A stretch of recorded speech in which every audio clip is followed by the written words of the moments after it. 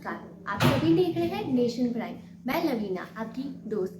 आज हम आपको मिलाने लेकर चल रहे हैं फेमस एक्टर राव रणविजय जी से, जो अभी जी टीवी में एक सीरियल में काम कर रहे हैं, हमारा परिवार में। चलिए उनसे मिलते हैं। जी सर, नमस्ते। नमस्ते जी। हम जानना चाहेंगे कि अभी तक का आपका सफर कैसा रहा? सफ़र बहुत ही बढ़िया रहा और मुझे लगता है कि जिस सफ़र में संघर्ष हो, उतार चढ़ाव हो, वो सड़क जो उबड़ खाबड़ हो और वैसे सड़कों से आप होते हुए अच्छी जगह पे पहुंचते हैं, तो आपका जो सफ़र की जो यात्रा होती है ना, वो बड़ा ही मज़ेदार होता है। तो बड़ा मज़ा आया, बहुत अच्छा लग रहा है। और अभी तो सफ़र काफ़ी लंबा है। अभी तो हमने शुरुआत की है, अभी तो बहुत आगे जाना है जी। Wow, okay. मैं आपकी एज एन एक्टर जर्नी के बारे में कुछ जानना चाहूँगी कि जैसे जो आपके इनिशियल स्ट्रगल्स रहे जी। वो कैसे रहे? सबसे पहले मैं आपके दर्शकों को आपका जो है नेशन प्राइम के जितने भी दर्शक हैं, सबको मेरे तरफ से प्यार, मेरा नमस्कार। रही बात इनिशियली स्टेज की, तो मैं आपको बताऊं, जब मैं अपने पीछे अपने अतीत को देखता हूं तो मुझे पता ही नहीं चलता कि मैं एक्टर कैसे बन गया। सच कहूं तो मैंने कभी ज़िंदगी में ऐसा नहीं सोचा था कि मैं जाकर के फिल्म और टीवी में काम करूंगा। हाँ, बचपन में जब टीवी और फिल्में हम जब देखते थे तो ऐसा लगता था कि जो आर्टिस्ट, जो कलाकार पर्दे पे जो काम कर रहे हैं, वो काम जो है मैं भी कर सकता हूँ। मैं एक ऐसे जगह से बिलोंग करता हूँ जहाँ पे आर्ट जो है बहुत ही पीछे है।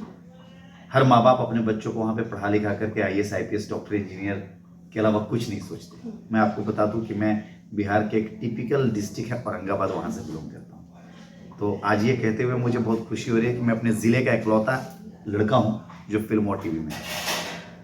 तो आप समझ सकती हैं कि एक ऐसी जगह से मैं बिलोंग करने वाला लड़का, जहाँ पे बिल्कुल आर्ट बिल्कुल भी नहीं था, तो वहाँ से किन किन हालातों से गुजरते हुए, कैसे कैसे परिस्थितियों से लड़ते हुए मैं फिल्म इंडस्ट्री मुंबई में जाकर के काम कर रहा हूँ। तो इसके बारे में अगर हम जानना चाहें तो बहुत बहुत सारी बातें हो जाएंगी, बट इतना कहूँगा कि बहुत स्ट्रगल मैंने किया और मुझे लगता है कि बिना स्ट्रगल के कोई भी चीज़ संभव नहीं है आज के लिए। आपने अपने करियर की शुरुआत कौन सी उम्र में करी थी? मैं लगभग बिहार से दिल्ली आया था ग्रेजुएशन के लिए।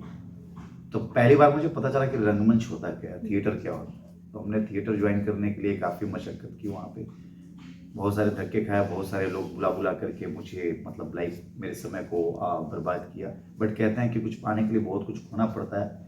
बहुत कुछ खोया, तब जा करके आज बहुत सही जगह पर मैं काम कर रहा हूँ। कई सारे टीवी शोज़ में मैंने काम किया। क्राइम पेट्रोल जो सोनी टीवी का एक बहुत ही फेमस शो है, उसमें कई सारे एपिसोड में मैं पुलिस इंस्पेक्टर के रूप में प्ले किया हूँ कैरेक्टर। एक जी टीवी का ही सब्सिट्यूट चैनल है जी गंगा, जो बिहार यूपी का बेसिकली पूरे विश्व भर में वो चैनल चलता है, लेकिन लोग बोलते हैं कि बिहार यूपी का वो चैनल है, जैसे भोजपुरी चैनल उसको बोला जाता है। तो उस पर मैंने बहुत अच्छा 1.5 साल तक निगेटिव लीड किया। शो मेरा हिंदी में था, लेकिन वो बिहारी टोन जिसको बोलते हैं। अभी फिलहाल जी टीवी पे ही मैं एक शो कर रहा हूँ, हमारा परिवार करके, जो एवरीडे 6:30 बजे शाम को आता है, सोमवार से रविवार 7 बजे, जिसमें मैं विजय का मुख्य किरदार निभा रहा हूँ। और कई सारे ऐड फिल्म किए। अभी एक सोनी लिव पे एक वेब सीरीज आई थी अदृश्यम, उसमें बहुत ही बढ़िया एक स्ट्रॉन्ग एक्टर मैंने प्ले किया। तो बस चल रहा है। सर, आप जैसे एक्टर पर हमें बहुत ज़्यादा प्राउड है एंड आप सोसाइटी के लिए इतना कुछ कर रहे हैं अभी फ़िलहाल। मैं ये जानना चाहूँगी कि जो बिहार का जो कल्चर है और जो बॉम्बे का कल्चर है, उसमें आपको डिफरेंसेस क्या नज़र आए as an initial when you go on? देखिए, हमारा हिंदुस्तान जो है ना, विविधताओं का देश है। हर 10 किलोमीटर पे यहाँ पे लैंग्वेजेज चेंज हो जाती है, कल्चर चेंज हो जाता है। जैसे आपका राजस्थान है, जहाँ पे मैं भी हूँ जयपुर में, तो यहाँ का कल्चर अलग है, बिहार का कल्चर अलग है, मुंबई का कल्चर अलग है। सबसे पहले बिहार से या आप राजस्थान के टिपिकल गांव से कोई पहली बार बम्बई पहुँचता है, तो उसको लगता है कि हम हिंदुस्तान में नहीं, किसी विदेश में आए हुए हैं। लाइक एक मॉडर्न शहर है, मायावी नगरी है, फिल्म और टीवी के लिए जाना जाता है। तो बिहार का कल्चर और मुंबई के कल्चर में बहुत आकाश ज़मीन का अंतर है। आज भी हमारे गांव में लड़कियां या महिलाएं उतना मॉडर्निटी मतलब नहीं कैरी करती हैं जो कि आपको मुंबई में मिलेगा। बट ठीक है, हर जगह का अपना अपना कल्चर है और मुझे लगता है कि हर कल्चर को आपको एक्सेप्ट करना होता है अकॉर्डिंग टू सिचुएशन। तो शायद अगर मैं फिल्म और टीवी एक्टर नहीं होता तो मुंबई में नहीं रह रहा होता, हम बिहार में ही रह करके या राजस्थान में रहकर या दिल्ली में रह करके कोई नौकरी कर रहे होते। मज़ा आ रहा है, अच्छा लगता है। मुंबई ने मुझे एक्सेप्ट किया, इसके लिए मैं मुंबई माँ को बहुत बहुत धन्यवाद देना चाहूँगा। कुछ आपकी लाइफ में टफेस्ट मोमेंट्स रहे हों? अभी भी है टफेस्ट मोमेंट, मुझे लगता है कि आप जिस मंजिल पे पहुंचना चाहते हैं, जो आपका एम होता है, जब तक वो मंजिल आपको अगर नहीं मिलती, तब तक आपका लाइफ जो है टफेस्ट होता है। टफेस्ट इसलिए कि उस जगह तक पहुंचने के लिए आपको लड़ाई लड़नी होगी। तो हम भी चाहते हैं, देखिए सबसे पहली चीज़ मैं आपके दर्शकों को बता दूं कि मैं मुंबई में हीरो बनने के लिए नहीं गया, मैं मुंबई एक्टर बनने के लिए गया। एक ऐसा एक्टर जो कहता है ना कि पानी एक ऐसा मतलब चीज़ होती है, पानी जिसको आप किसी भी बर्तन में अगर डाल देते हो तो उसका रूप ले लेता है। तो मैं वो बनना चाहता हूँ। आप मुझे इंस्पेक्टर का कैरेक्टर दोगे तो मैं आपको इंस्पेक्टर देखूंगा, मुझे आप डॉक्टर बना दो तो आपको ऐसा लगेगा कि रणविजन ये डॉक्टर है। हर तरह का कैरेक्टर करना मुझे बड़ा अच्छा लगता है। और मैं फॉलो करता हूँ नवाजुद्दीन सिद्दीकी जी को, मैं फॉलो करता हूँ ओमपुरी सर को, मैं फॉलो करता हूँ मनोज बाजपेयी को, मैं आज की डेट में सबसे ज़्यादा फॉलो करता हूँ पंकज त्रिपाठी जी को। तो मुझे लगता है कि मेरे अंदर वो स्किल है कि मैं इनके पदचिन्हों पे चल के इनके जैसा हूँ। मुझे अक्षय कुमार, सलमान खान साहब, शाहरुख खान साहब बनने का कोई शौक नहीं था। ओके सर, जो आपको एक्टिंग में इंटरेस्ट आया वो कहाँ से डेवलप हुआ था? देखिए मैंने अभी आपको बताया था कि मुझे पता ही नहीं था कि मैं एक्टर बन पाऊंगा नहीं बन पाऊंगा, या मैंने कभी सोचा नहीं था। जब हम बचपन में फिल्म और टीवी देखते थे ना, मुझे लगता है कि देखिए एक बहुत अच्छी कहावत है कि पूत के पाँव पालन में ही दिख जाते हैं। आपके बचपन से ही आपके अंदर एक्स्ट्रा एक ऐसी ऑर्डिनरी चीज़ें होती हैं। दिक्कत क्या होती है कि हम जिस जगह से बिलोंग करते हैं वहाँ पे लोग उसको पहचानने वाले नहीं थे। शायद मेरे मम्मी पापा अगर मेरे टैलेंट को बचपन में अगर देख लिया होता, पहचान लिया होता, तो शायद आज मैं किसी और लेवल पे होता। क्योंकि मैं ग्रेजुएशन करने के बाद जाकर के फिल्म और टीवी की तरफ रुख किया, है ना।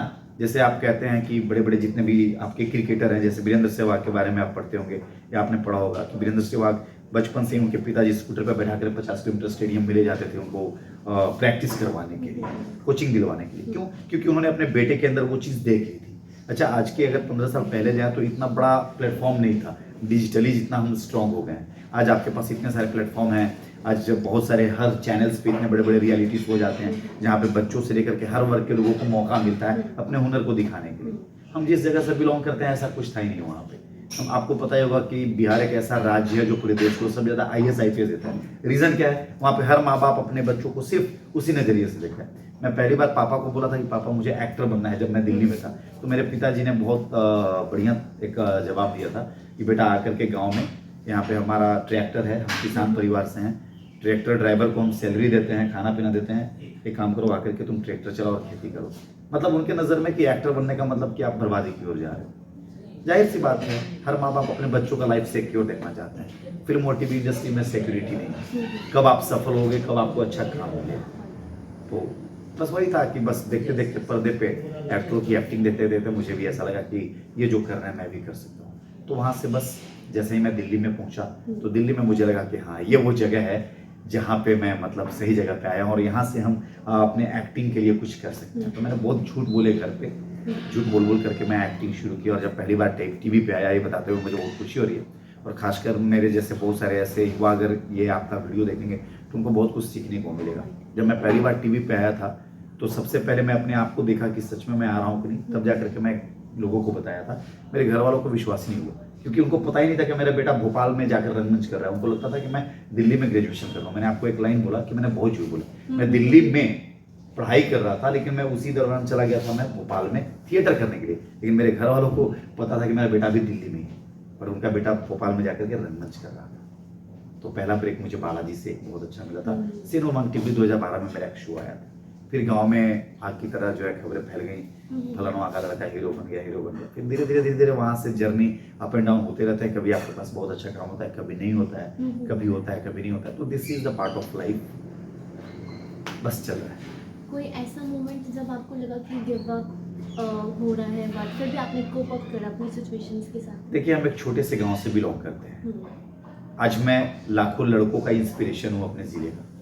बहुतों ऐसा समय है कि यार मैं क्या इससे अच्छा कहीं नौकरी कर लेता, रेलवे में चले जाते, 40-50 हज़ार रुपये सैलरी मिलती, अच्छे से खाते पीते ज़िंदगी जिए होते। लेकिन जब मैं जाने की सोचता था तो जब आप बहुत निगेटिव हो चुके होते हो, जब लगता है कि अब कुछ नहीं मेरे लाइफ में रहा, तो मुझे लगता है कि उस समय आपको मोटिवेशनल फिल्में देखनी चाहिए, मोटिवेशनल बुक्स पढ़ने चाहिए, कुछ ऐसे लीजेंड लोगों के बारे में जाननी चाहिए जिन्होंने लड़ाई लड़ते लड़ते किन किन हालातों को पार करते हुए वहाँ तक पहुँचा है। तो वो आपको एक एनर्जी देती। दूसरी बात आती थी कि अगर मैं चला तो जाऊँगा गाँव, लेकिन गाँव में उन लोगों को क्या मैं दिखाऊंगा कि देखो फलाना का लड़का हीरो बनने गया था।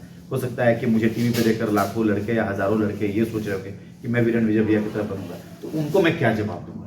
तो अपने आप को किसी तरह से वहाँ पर टिकाए रखा और मुझे लगता है कि देखिए अगर आपकी नीयत अच्छी हो, आप ईमानदार हो, आपके अंदर काम करने का पागलपन है, जुनून है, तो ईश्वर कहीं न कहीं आपके लिए रास्ता खोलता है। तो मेरे भी लाइफ में अप एंड डाउन आया, लेकिन सही, मैं खुश हूँ अपने जर्नी से। जी सर, कुछ रिविजनरी रीडर्स जिनसे आप इंस्पायर हो? शहीद भगत सिंह, चंद्रशेखर आज़ाद, अब्दुल हमीद, ये वो लोग थे जिनको मैं अपना रोल मॉडल मानता हूँ। जाहिर सी बात है, 16-17 साल की उम्र में कोई लड़का जो है, नौजवान जो है, अपनी मातृभूमि के लिए फांसी के फंदे को चूम लेता है, उससे बड़ा रोल मॉडल किसको माना जा सकता है इस देश में? आज के नेता को मैंने, अगर नेताजी की बात आएगी तो मैं सुभाष चंद्र बोस जी को यहाँ पे रखता हूँ। आप अगर कहोगे कि कोई एक ऐसा लीडर या कोई ऐसा क्रांतिकारी जिसको आप बोलो, तो शहीद भगत सिंह, चंद्रशेखर आज़ाद, ये सब लोग थे। ओके सर, जब आप बॉम्बे में गए तो कुछ इंसिडेंट आपके साथ ऐसा हुआ कि चोरी वगैरह का कुछ किस्सा, तो वो हम ज़रूर जानना चाहेंगे। नहीं, ऐसा कुछ भी नहीं हुआ मेरे साथ। मुझे मुंबई ने बहुत बढ़िया तरीके से वेलकम किया। मुंबा देवी वहाँ पे बहुत फेमस, जिनके नाम पे शायद मुंबई शहर है, तो मुंबा माता ने मेरे को बहुत अच्छा अपने बेटे की तरह एक्सेप्ट किया। देखिए, मैंने स्ट्रगल किए, स्ट्रगल हर तरीके का होता है। बहुत सारे लोगों के बारे में हम ये पढ़ते हैं कि फलाने एक्टर ने चौल में रातें बिताई, रोड पे बिताई, रात में बड़ा पाव खा करके सोया। तो ईश्वर के आशीर्वाद से मैं आपको बताऊंगा कि ऐसा दिन कभी देखने को नहीं मिला। हाँ, आज भी मुझे एक किस्सा शेयर करना चाहूँगा कि मेरे लाइफ में एक ऐसा दिन आया था जब मैं शाम को सिर्फ पानी पी करके रातें बिताई थी। थोड़ा सा क्या होता है कि हम जो लोग होते हैं ना, आर्टिस्ट जो होता है, वो बड़ा एक सेल्फ रेस्पेक्ट होता है, मुंह नहीं खोलेंगे। बेशक मैं उस चीज़ को बर्दाश्त कर लूँगा। मैं चाहता तो उस हालात में मेरे पास पैसे नहीं थे, मैं पापा को फ़ोन करता तो 5-10 हज़ार रुपये पापा हमको भेज सकते थे घर पे, लेकिन मुझे लगा नहीं यार, मैं देखता हूँ भूख किसको कहते हैं, प्यास को कैसे फील किया जा सकता है। अगर आप राजस्थान के किसी जैसलमेर में आप भाग रहे हो पानी की तलाश में, और पानी ना मिले, तब आपको पता चलेगा कि एक्चुअल प्यास किसको बोलते हैं। आपको भूख लगी हो लेकिन आपको कहीं कुछ खाना मिल नहीं रहा, दिख नहीं रहा खाने को, तब आपको पता चलेगा कि भूख क्या होती है। भूख आपको लगी हुई है लेकिन आपके टेबल पे अगर बहुत सारे खाने का पदार्थ अगर रखा हुआ है ना, तो आपको उसको देख करके थोड़ी भूख जो है ना वो लग जाता है कि यार चलो, बट अगर वो चीज़ ना मिले तो पता चलता है। तो मैंने भी सोचा, लेकिन वही मैंने आपको एक बात बोली कि अगर आपकी नीयत बहुत अच्छी हो तो ईश्वर आपको कहीं ना कहीं से अचानक, मेरे पास जेब में 10 रुपये थे। मैं थोड़ा सा चाय लवर हूँ, सुबह सुबह पानी पीने के बाद चाय पीऊँगा तो जाकर के फिर सारी चीज़ें मतलब बड़े फ्रेशनेस वगैरह। तो मुझे लगा कि 10 रुपये मेरे पास बचे, अगर कुछ खा लूँगा तो सुबह चाय क्या पीऊँ। सुबह आराम से उठता हूँ, दूध का पैकेट ला करके चाय पी कर जस्ट बैठा ही होता हूँ। अचानक से कहीं से कॉल आता है, किरण विजय आप इस जगह पे कितने मिनट में पहुँच सकते हैं? तो मैं बोला क्यों सर? 40 से 45 मिनट पहुँचिए, क्योंकि एक जो एक्टर था, एड का शूट था, एक्टर की तबीयत खराब हो गई, आप आइए, आपको हम कैश 4000 रुपये आपको हम दे देंगे, आधे घंटे का काम। सोचिए, मेरे जेब में 1 रुपये नहीं था, अचानक से ईश्वर ने मेरे लिए काम दे दिया। ना वो एक्टर की तबीयत खराब होती, ना मुझे वो काम मिलता। मैं सब्जी वाले दुकान से, मैं झूठ बोल करके, उस समय 2000 का नोट चलता था। ये किस्सा इसलिए बता रहा हूँ क्योंकि ये लंबा एपिसोड होगा, इसको आप पार्ट वाइज कर करके कर सकते हो, क्योंकि बहुत सारे लोगों को इससे इंस्पिरेशन और मोटिवेशन मिलता है। अब मैं वो सब्जी वाले दुकान से रोज सब्जी खरीदता था तो जान पहचान हो गया था। मेरे जेब में 1 रुपये नहीं, लेकिन देखो एक एक्टर कैसे एक्टिंग करता है। मैं कॉन्फिडेंटली जाता हूँ, और पिंटू कैसा है भाई? अरे बढ़िया सर, कैसे हैं आप, क्या चल रहा है आपका? मेरे यार बस यही क्रैप पेट्रोल कर रहा हूँ। हाँ, मैंने आपका देखा है, तो यार 2000 का चेंज देना सुबह सुबह। मुझे पता है कि वो सुबह सुबह नहीं देगा, और देखो कॉन्फिडेंट। अरे भैया अभी क्या मजाक कर रहे हैं, सुबह सुबह 2000 का कहाँ से चेंज? अभी देखो ना, ऑटो वालों के यार 200 रुपये देना है, मेरे को समझ में नहीं आ रहा। अरे सर लीजिए ना, उसने 300 रुपये मुझे निकाल कर दिए, आराम से आप देना। मेरे पास पैसे नहीं थे, मुझे पहुंचना था आधे घंटे में, अगर बस से जाता तो 1.5 घंटा लगता। मैं वो 300 रुपये लेकर के ऑटो देता हूँ, जाता हूँ, शूट करता हूँ, आधे घंटे के बाद 4000 रुपये मुझे मिलते हैं। मैं पहले जा करके बढ़िया सा खाना खाता हूँ 700-800 रुपये का। ये सब मुझे इसलिए बता रहा हूँ 700-800 300 रुपये, क्योंकि ये वो पल हैं जिसको मैं कभी नहीं भूल सकता लाइफ में। बहुत अच्छा से खाना वाना खा के आके पिंटू को 300 रुपये देता हूँ। पिंटू बोलता है सर आप भी ना, मतलब 3 दिन 4 दिन बाद देते तो क्या हो जाता। तो ये लाइफ का एक बड़ा अच्छा मेरा एक पल है जिसको मैं हमेशा जो है, कल को मैं अगर बहुत बड़ा स्टार भी बन जाऊँ तो अगर मैं अपने ऊपर अगर बुक लिखूँ तो इन सब मोमेंट को मैं ज़रूर इसमें शामिल करूँ। तो ऐसा हालात जो है आते रहता है, लेकिन हालात से लड़ना आना चाहिए आपको, और ईश्वर पे बिलीव कीजिए, खुद पे विश्वास कीजिए। मुझे लगता है कि इंसान जिस दिन खुद पे विश्वास करना सीख लिया, वो दुनिया का कोई भी काम ऐसा नहीं है जिसको नहीं कर सकता। तो खुद पे विश्वास करना बहुत जरूरी। बिल्कुल। सर मैं ये जानना चाहूँगी कि अगर आप बुक लिखेंगे अपने ऊपर तो उसका टाइटल क्या रहेगा? देखिए, अभी तक तो टाइटल नहीं हम सोचे हैं, लेकिन एक छोटे से गांव से मुंबई तक का सफर, एक छोटे से गांव से मुंबई, ऐसा कुछ करके मैं देना चाहता हूँ। क्योंकि जैसे देखिए आप मुंबई, जैसे ही आपके दिमाग में अगर कोई शब्द अगर मुंबई नाम का अगर आता है तो आपको लगता है फिल्म और टीवी इंडस्ट्री। मुंबई में क्या है, फिल्म और टीवी के अलावा कुछ नहीं है। तो ऐसा कुछ करके मैं सोचा हूँ कि गांव से मुंबई तक का सफर या गांव से मुंबई, है ना, ऐसा करके कुछ मैं दूंगा। ओके सर, बॉम्बे के कुछ लोकल्स के नाम जो आपके लिए सपोर्टिव रहे, या कोई भी ऐसा पर्सन जिसने आपको बहुत सपोर्ट किया? देखिए मुझे लगता है कि हम जिस दिन से जन्म लेते हैं हम एक सामाजिक हो जाते हैं। मुझे लगता है कि हर इंसान को सामाजिक होना बहुत जरूरी है। हाँ, बहुत सारे कुछ ऐसे लोग थे, देखिए किसी को सपोर्ट करने का मतलब सिर्फ पैसा नहीं होता। अगर मैं 1000 2000 5000 रुपए दे करके आपको अगर सपोर्ट कर दिया तो मुझे नहीं लगता कि सिर्फ ये इसको सपोर्ट होता है। इमोशनली मेंटली सपोर्ट से बड़ा आज के डेट में कोई सपोर्ट नहीं है। आपकी तबीयत खराब है, आपका अपना बंदा कोई एटीएम में आपके अकाउंट में लाख रुपए 2 लाख रुपए 50 रुपए डाल दिया, और एक बंदा जब आप बेड पे हॉस्पिटल में एडमिट हो, कोई आकर के आपके बगल में आपके पास बैठ करके आपको मोटिवेट कर रहा है कि आप क्यों टेंशन ले रहे हो, मैं हूं ना, सब ठीक करूंगा। और मुझे लगता है कि वो 1 लाख से ज्यादा कहीं भारी वो मेंटली सपोर्ट, इमोशनली सपोर्ट होता है। तो मिले कुछ लोग, और मैंने भी बहुत लोगों को सपोर्ट किया मुंबई में। मैंने भी बहुत लोगों को सपोर्ट किया। कुछ ऐसे राइटर्स हैं मेरे, कुछ ऐसे एक्टर दोस्त हैं जिनके पास कभी काम था अभी नहीं है, बच्चे हैं, बच्चे की तबीयत खराब होगी, तो एज अ ह्यूमन बीइंग जो मुझसे हो पाता है मैं करता हूँ, क्योंकि कभी कभी कुछ लोगों ने मेरे साथ भी किया। ओके सर, आपकी लाइफ के कुछ हैप्पीएस्ट मोमेंट्स, और ये एंड ऑफ द क्वेश्चन है आज के दिन का। देखिए हैप्पीएस्ट मोमेंट का मतलब आप जो पाना चाहते हो वो जो आपको मिल रहा होता है, तो वो जो पल होता है सबसे आपकी ज़िंदगी का एक खुशमय पल होता है। तो जाहिर सी बात है, मैं जिस दिन मुझे हमारा परिवार में मेन लीड के रूप में काम मिला जी टीवी पे, जिस दिन मेरे होर्डिंग्स लगे देश भर में, मुझे पता भी नहीं, मैं सुबह उठता हूँ भोपाल से, कुछ मेरे दोस्त वीडियोस बना के फोटो खींच के मेरे को भेजते हैं, जयपुर से 2-3 लड़के जो जयपुर में रहना जो मुझे जानते हैं, अरे भैया आपके तो होर्डिंग्स वगैरह लगे हैं। तो जैसे ही आप सुबह उठते हो और व्हाट्सएप पे आपके होर्डिंग्स और आपके पोस्टर्स, आपके काम का पूरा चर्चा चारों तरफ, उससे बड़ा हैप्पीएस्ट मोमेंट नहीं कह सकते। तो मुझे लगता है कि, और ज़िंदगी में हमेशा मुस्कुराना सीखिए। मुझे लगता है कि मुस्कुराहट एक ऐसा शब्द है ना कि हर आपके विषम परिस्थितियों में सबसे अच्छा दोस्त वही बनता है। अगर आपको बहुत दिक्कत भी ना, आप मुस्कुराते रहो तो आपको देखो एक बहुत सारी चीज़ें आपकी दिक्कतें खत्म हो जाएंगी। सर, अभी जिस सीरियल में आप काम कर रहे हैं, हमारा परिवार, उसमें आप उनके डायरेक्टर के बारे में कुछ बताइए, और जो स्ट्रगल्स आपके रहे हैं उस सीरियल के दौरान, और जो आप सीख रहे हैं। देखिए ये सीरियल जो है ना, कहते हैं कि खाने दाने दाने पे लिखा होता है खाने वाले का नाम। आधे घंटे के अंदर जो है ना ये मुझे शो मिल गया था, मुझे नहीं पता था। अचानक से कहीं से कॉल आया कि रणविजय का ऑडिशन बना करके भेज। तो कोविड के बाद, कोविड के पहले हम डोर टू डोर जाकर के ऑडिशन देते थे, इंटरव्यू देते थे।